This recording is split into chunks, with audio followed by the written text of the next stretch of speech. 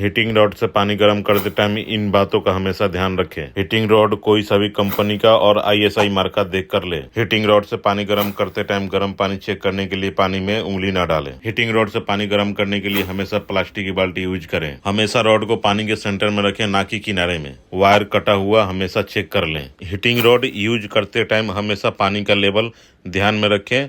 पानी का लेवल कम होने की वजह से हीटिंग रॉड जल भी सकता है। और हाँ, सबसे जरूरी बात, हीटिंग रॉड को बच्चों से दूर रखें। जुड़े रहने के लिए शंकर शर्मा को फॉलो करें।